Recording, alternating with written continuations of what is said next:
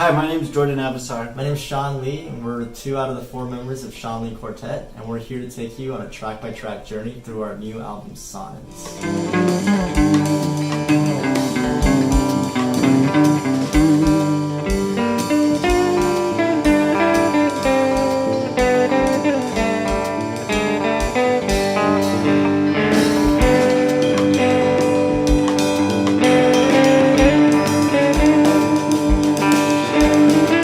The only real written out instruction that I had for this song was that at a certain point after both guitar players soloed was that we were going to modulate, which means we were going to change keys, and then the bass would take a solo over the new key, which was we went from a minor key to a major key. And when he started soloing, Matt started doing this almost like Radiohead sounding like series of arpeggios, and I caught on to that, and that we had no idea, like we did not plan it at all. And then I started kind of doing another layer of chordal harmonies over that, and so we get this really, really cool thing going on where like there's 2 guitar parts playing chords that are in the same key but kind of different, and it kind of creates this jarring effect while the bass is soloing.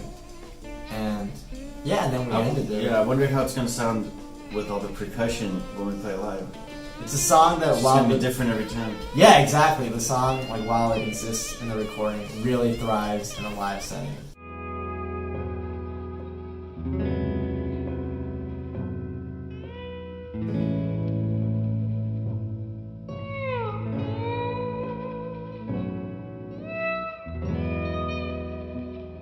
The second track on the album is a song called A Break Between the Waves, and it's kind of the antithesis of the first song in that it's very much more free-flowing and it's much more kind of meditative. Before we tracked the song, me and Jordan were talking about how music sometimes works as a therapy if you're playing in the right frequency and at the right tempo.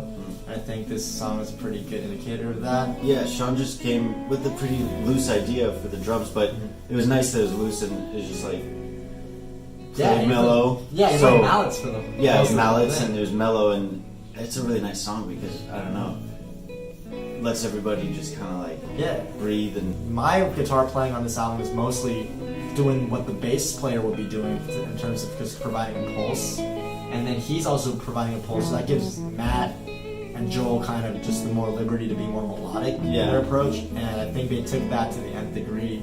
Yeah, in terms of the whole, that was just a nice song as far as like minimalist. Yeah, exactly.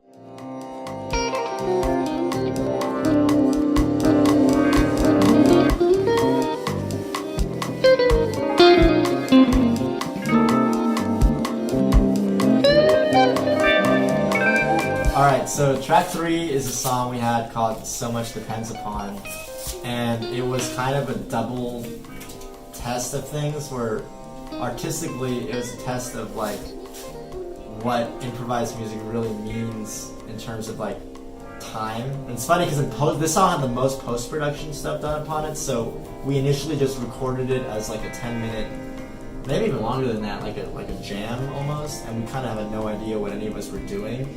And then when I listened back upon it, our initial idea was to record some organs or some keyboards over it, to just really go into that bitches brew kind of a feel.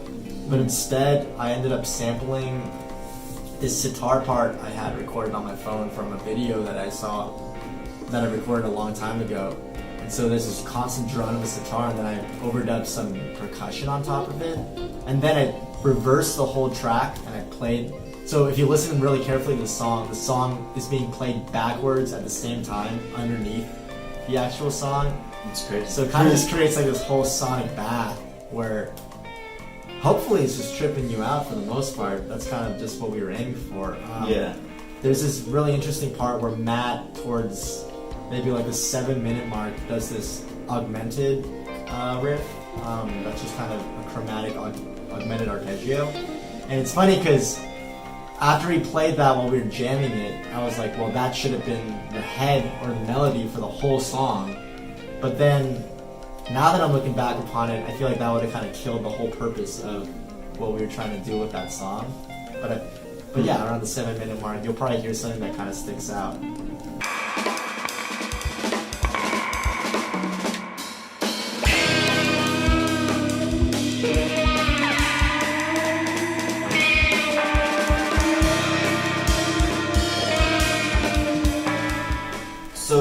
track, it's called NADROJ, which backwards spells the letters of my name. And, you know, this was just like another feel in the album, and Sean was just like, just play drums, like play a lot of drums. He said, you know, keep in mind the song Fire by Jimi Hendrix. So, I mean, you know, I'm not saying I'm like Mitch Mitchell, but it was fun. And, you know, that was like a cool thing. Like, I feel like it'd be fun to push in that direction in the future.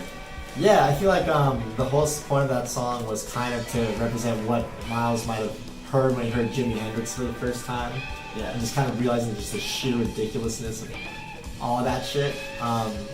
So, yeah, we had smoked a cigarette and then like we took a little break, and then while we were just talking outside, my thing was just imagine like a storm and the drums are at the center of it, and then the guitar and the bass, are just kind of firing everywhere. Like furniture is flying around, like houses are being blown apart. And I also think it's a testament to Jimmy, because myself and Matt are, you know, we're pretty damn good guitar players, but even two people playing guitars couldn't even come close to really capturing what Jimi Hendrix is doing by himself.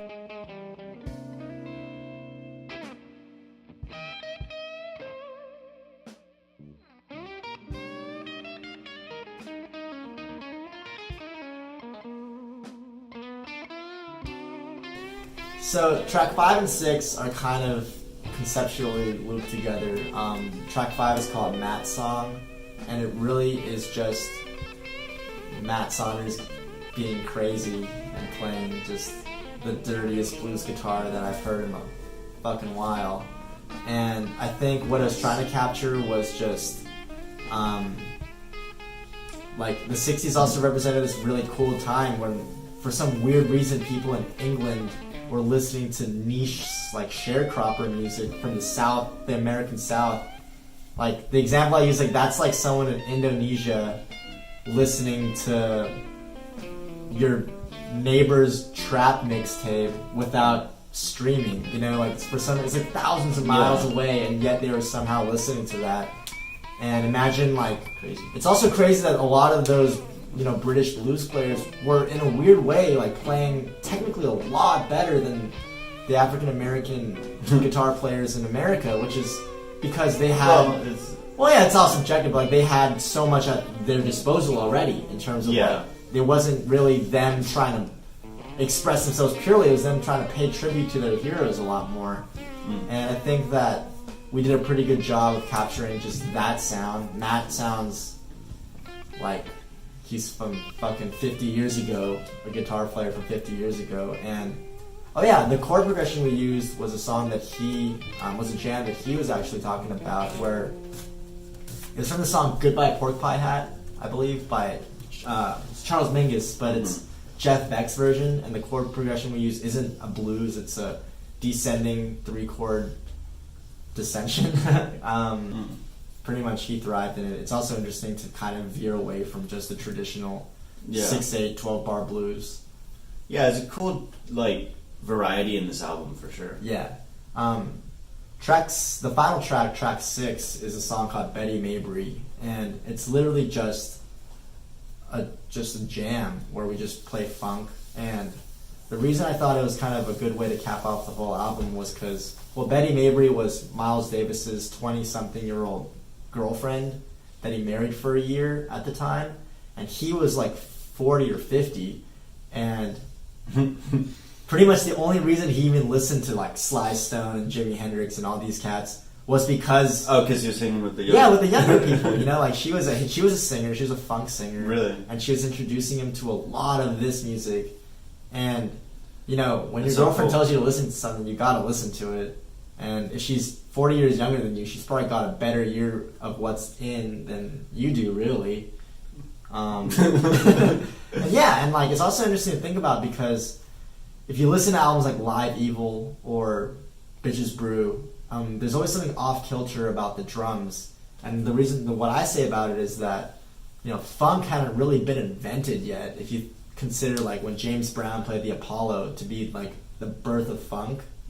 Like this is kind of like the precursor to what funk eventually became. Like they had Motown and they had R&B, but funk Yeah. music with Four on the Floor and just It's crazy to think that they didn't have that influence yet. exactly. And like it's crazy to think that they were the ones who influenced that. Whereas like I feel like after funk, everyone, even Miles Davis after James Brown dropped his album, like everyone was trying to play that stuff. But this is them kind of navigating how we find that, and it's interesting because funk is right between jazz and rock, and that's kind of where this album was, and that's where these people were in the 60s, was they were jazz musicians who were trying to play rock and in some way inadvertently influenced this genre called funk that eventually comes about. And so Betty Mabry is kind of a double tribute to Miles's girlfriend as a thank you, really, to, or his wife. That's a thank you for showing him all this music that led him to eventually make all this other great music.